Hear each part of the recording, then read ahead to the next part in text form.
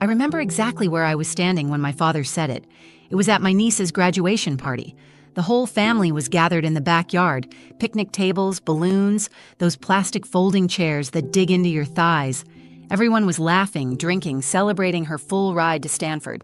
And my father, Gerald, in his usual khaki shorts and veteran's cap, lifted his glass and toasted to how far the Callan family name has come. He always says things like that, the Callan name, as if it's some kind of dynasty, as if we're not just a bunch of middle-class folks in Pennsylvania who eat too much potato salad at family gatherings. I walked over with a plate of food, smiling. That's my role in this family. The smiler, the nodder, the black sheep who doesn't cause trouble. My son Elias was next to me, quiet, polite, trying to disappear into his hoodie. I was genuinely proud of my niece, but I also couldn't stop thinking, Elias is just as smart, maybe smarter. He just got accepted to 3 great universities, and he worked himself to the bone to get there, while juggling a part-time job and helping me care for my mother during chemo. He didn't have tutors or private SAT prep. He had grit. He had me. So I leaned in and said casually, "Dad, does Elias get a piece of the college fund too?" Gerald didn't even look up from his plate. He just shook his head and muttered, "Why waste it on him? He's from a broken home." That moment, it split something in me. Not because I hadn't heard worse. I had. Not because Elias hadn't been excluded before. He had. But something about how casual it was. The way he said it like it was common sense. Like it was a fact in a textbook. It snapped something I'd been holding together for 17 years. I didn't argue. I didn't make a scene. I just smiled and said nothing, the way I always do. But inside, I was burning. What he didn't know, what none of them knew, was that Elias had been writing a speech he was going to deliver as valedictorian of his senior class. He hadn't told anyone, not even me, what he planned to say. But when that moment came, when he stepped up to the podium in his cap and gown, holding that microphone with his hands just slightly shaking, I knew something powerful was coming. I just didn't know how powerful. And when he said his final line, I turned to look at my father. Even he, Gerald Callan, the man who once told me I ruined the family image by getting divorced, stood up, not in applause, in shock. But before I tell you what Elias said, you need to understand something. You need to understand what it's like to raise a child in a family where love is conditional, where tradition matters more than truth, where being a Callan only earns you worth if you fit the mold. My name is Naomi. I'm a single mom, a librarian, a daughter who never quite made her father proud. And this is the story of how my son, my quiet, thoughtful, underestimated son, did something no one expected, not even me. This is the story of what he said on that stage, and why that moment changed everything. What they didn't see about my son. Let me take you back to where this really started.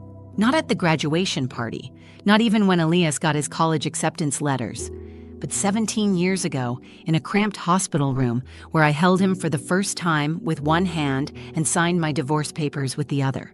Elias came into this world during what was, without a doubt, the worst time of my life. My marriage had fallen apart faster than I thought it ever could. My ex-husband, Ryan, cheated while I was pregnant. He moved out 2 months before Elias was born and hasn't been consistent since. Not as a father, not even as a voice on the phone. He sends birthday texts. Sometimes. That's about it. My family didn't handle the news well. My mother cried more over my divorce than she did when she lost her sister. My siblings, Catherine and Joel, barely spoke to me for a while. And my father, Gerald, didn't say much at all. Just one line I'll never forget. "Well, you made your bed." And maybe I did. But I made a second one too. For Elias. And I made it warm and safe and full of stories at bedtime. Because from the moment he opened his eyes, that boy became my world.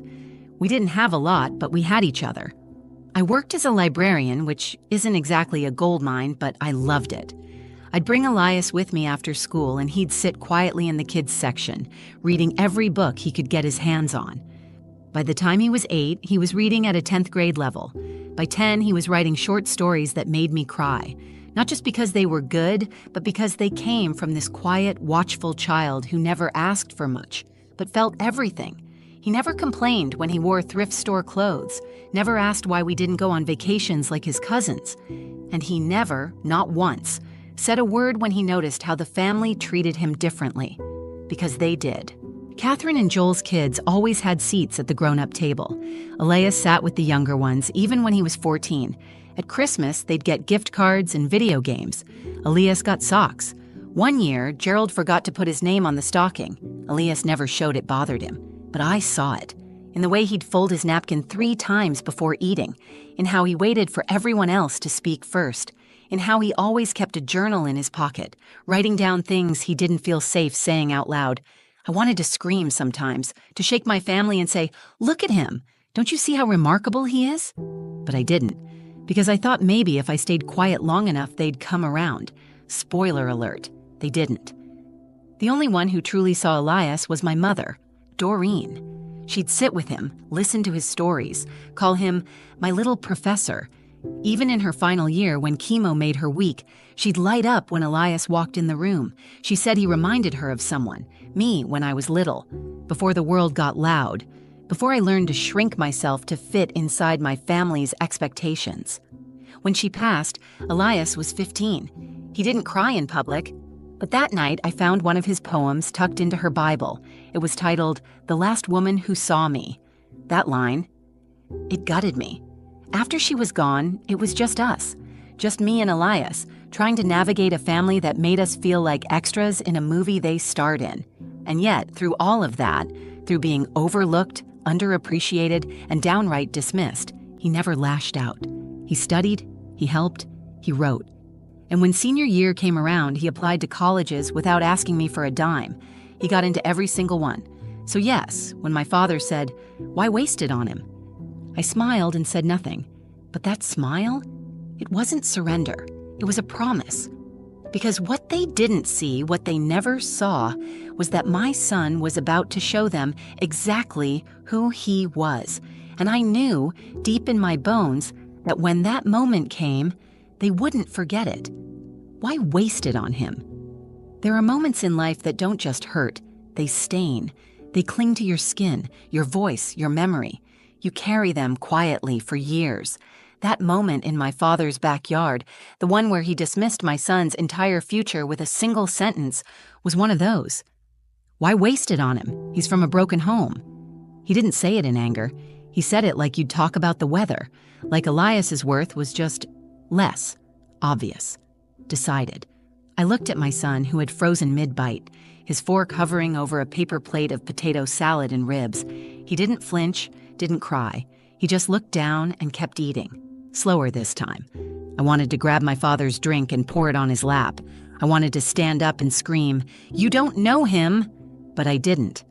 I've learned in this family, standing up for yourself just gives them more reasons to dismiss you. So I stayed seated, smiling, boiling. Later that night, I found Elias in his room typing. I asked him how he was feeling. He said, "Fine." Then a moment later, "Do you think it's true?" That question cut me deeper than anything Gerald could have said. I sat on the edge of his bed, took a breath, and said, "No, baby. What's broken is how they see the world, not you." He nodded, but I could see the doubt crawling behind his eyes. He was already filing the moment away, another mark in the journal of things I don't say out loud. After that, something shifted. Elias started working harder, sleeping less. He was always smart, but now he was driven, obsessed. Every scholarship, every writing contest, every extra credit assignment, he chased them like they were oxygen. I worried he was running from something, not toward it. One afternoon, I came home early from work and heard him crying through the bathroom door. It wasn't loud, just quiet sobs, choked, like he was trying not to let them out. I didn't knock. I couldn't. I sat outside that door for 20 minutes with my hand on the floor, heart in my throat, thinking, how many times have I let him feel alone just because I didn't want to rock the boat? But then, slowly, I saw something else forming. He began writing again, not just for school, but for himself. He stayed after class with his English teacher, who later told me Elias had something special, that he wasn't just smart, he was important, that his words had weight. One night over dinner, Elias said, "They picked me." For what? Valedictorian. I dropped my fork, not because I was surprised, he deserved it, but because I knew what that moment meant. Not just the title, not just the honor, but the microphone, the stage, the room full of the very people who saw him as less. I asked him, "What are you going to say?" He smiled, but it didn't reach his eyes. "I don't know yet," he said, "but I think I want them to hear me. Really hear me." And just like that, the stakes changed. This wasn't about college funds anymore. And this wasn't about Gerald. This was about Elias finding his voice in a room that had ignored it for 17 years.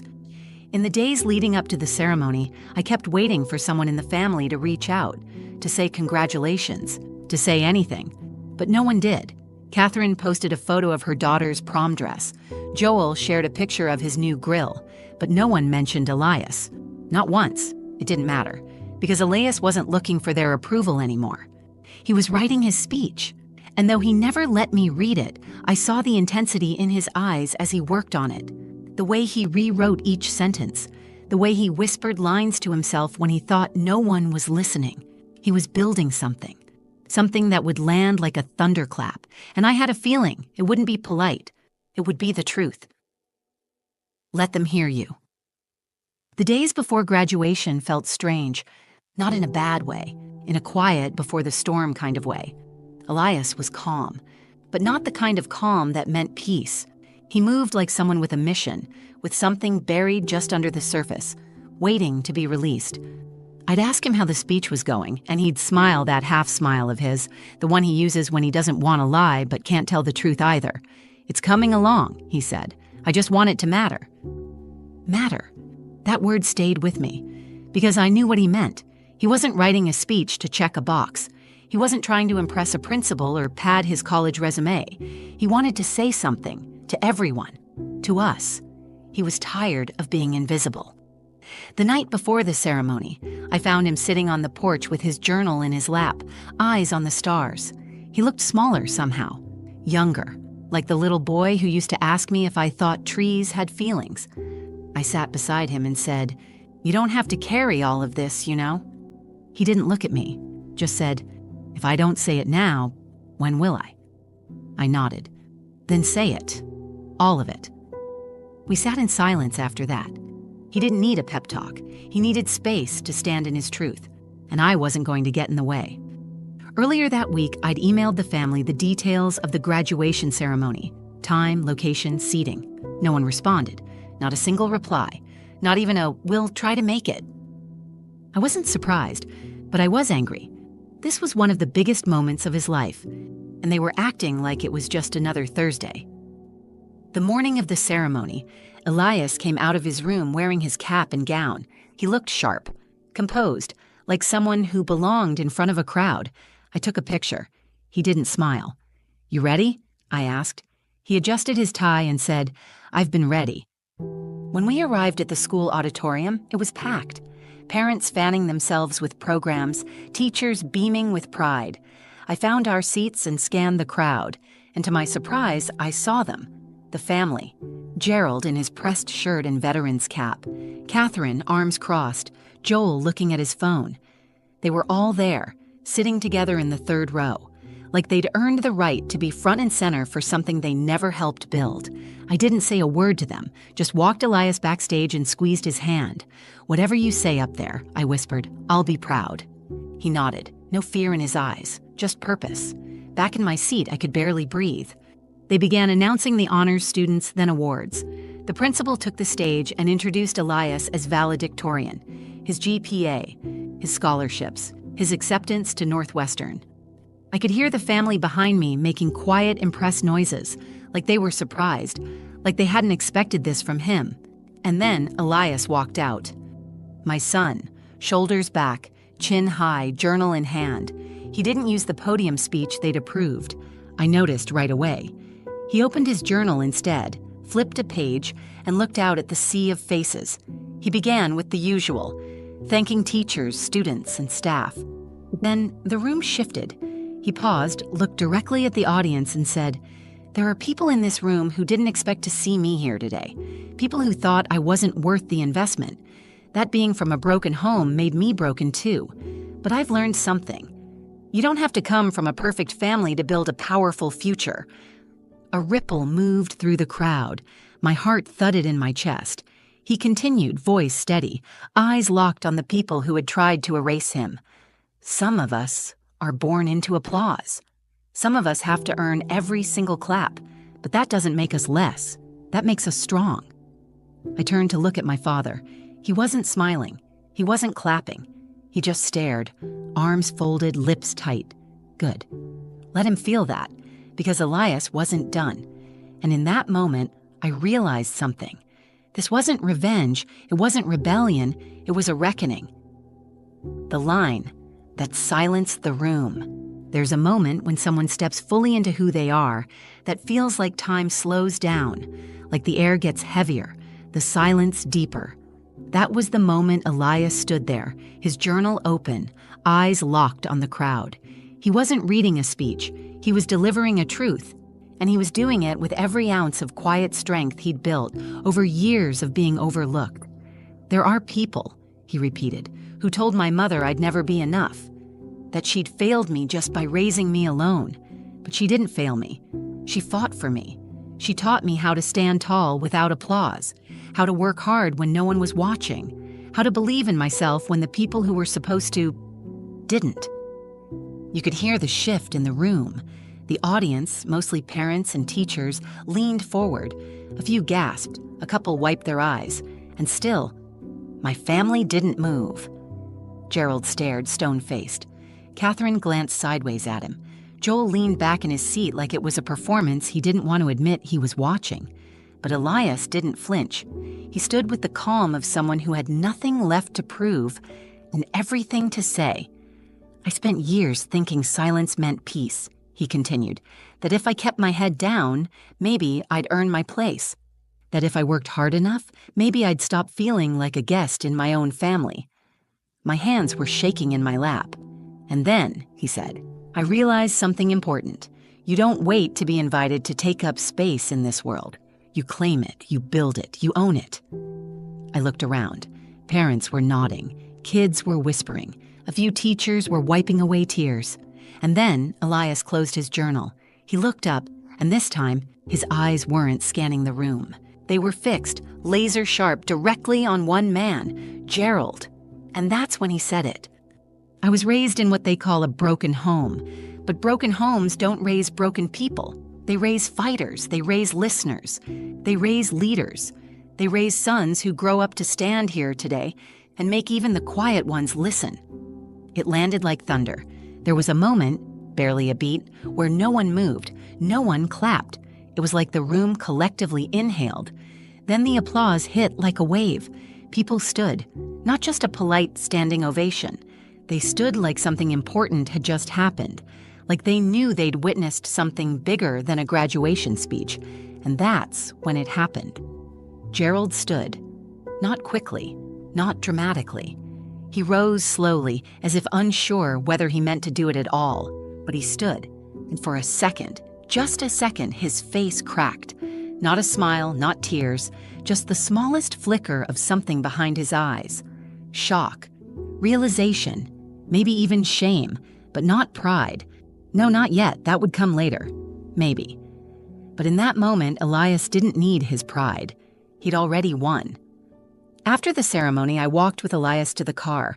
I expected him to be buzzing with adrenaline, proud, excited, but he was quiet, thoughtful. Like the storm had passed and left behind calm waters. "You okay?" I asked. He nodded. "Yeah, I didn't do it to hurt him." "I know," I said. "You did it to heal you." He smiled just a little. And maybe someone like me was sitting in that crowd, someone who needed to hear it. That line broke me, because that's who Elias is. That's who he's always been. Not angry, not bitter, just brave. Later that night, I got a text from Gerald. It said, "He surprised me." I stared at it for a long time. No apology, no acknowledgement of what he said all those months ago. But I didn't need one. Elias had said everything that needed to be said, and the world listened. What my son taught me about worth. You'd think after a moment like that, after your son stands on a stage and tells the truth to a room full of people who spent years pretending he didn't exist, things would change overnight. But they didn't, at least not on the surface. Gerald didn't call me.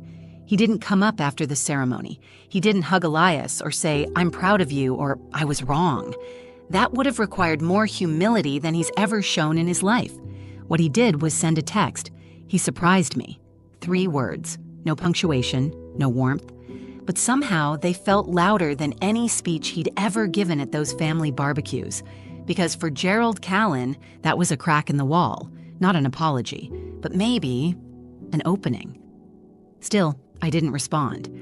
This story was never about him anyway. That night, Elias and I sat on the living room floor eating takeout and watching his speech again on someone's Instagram story. Someone had filmed the whole thing and posted it with the caption, "Best grad speech I've ever heard. This kid's going places." The video already had thousands of views. I looked over at Elias and said, "That's your legacy now."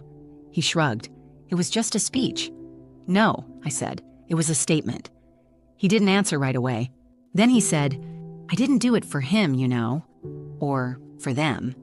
I know. I did it for us. For the version of me I used to be, the one who thought he had to shrink to fit into this family." That's when it hit me. This story started with me trying to protect Elias from feeling like less. But in the end, it was he who taught me what it means to be whole. I spent years quietly begging for validation, trying not to upset my father or embarrass the family or make things harder for Elias than they already were. I thought if I stayed small, they'd eventually make room for us. But Elias never wanted a seat at their table. He built his own. In the weeks after graduation, something shifted between us. There was a stillness in him, a grounded confidence I hadn't seen before. Like a storm had passed through him and left something stronger behind. He packed for college with excitement, not nerves. He said goodbye to his childhood bedroom like he was closing a chapter, not losing something. He wasn't running away from the family that ignored him. He was walking toward the life he built, step by step, choice by choice, word by word. And me? I stopped waiting for approval. I stopped sending the family photos they never asked for. I stopped hoping Gerald would wake up one day and see me as a worthy daughter. I stopped trying to explain my son's brilliance to people who were too proud or too blind to care, because I don't need them to see it anymore. The world does. A few months into his first semester, Elias called me from his dorm. "Guess what?" he said. "I just won the freshman writing award." "Of course you did," I said, grinning into the phone. "What was it for?" He paused. "An essay about being raised by a woman who taught me I was enough before anyone else ever did." I cried, right there in the middle of the grocery store, standing between the apples and the peanut butter, because that's the real ending of this story. Not revenge, not validation, not even pride, but love. A love that's quiet and steady and refuses to give up, even when the world tells you to. A love that raises a boy to become a man who knows his own worth, so deeply that not even the coldest rejection can shake it. A love that didn't need a college fund, just belief. So if you've ever been told that your family makes you less, if someone's tried to define you by your scars or your story, remember this. Broken homes don't raise broken people. They raise warriors, they raise writers, they raise sons like Elias, and mothers like me. If this story meant something to you, if it reminded you of your own journey or someone you love, don't keep it to yourself. Like the video, share it with someone who needs to hear it, and leave a comment below. I'd love to hear your story too. Every voice matters. And when we speak our truth, we don't just heal, we help others feel less alone. And if you want more stories like this, real, raw, and honest, hit that subscribe button and join the community. Because around here, we don't believe in broken people. We believe in comeback stories. Thanks for watching. I'm glad you were here.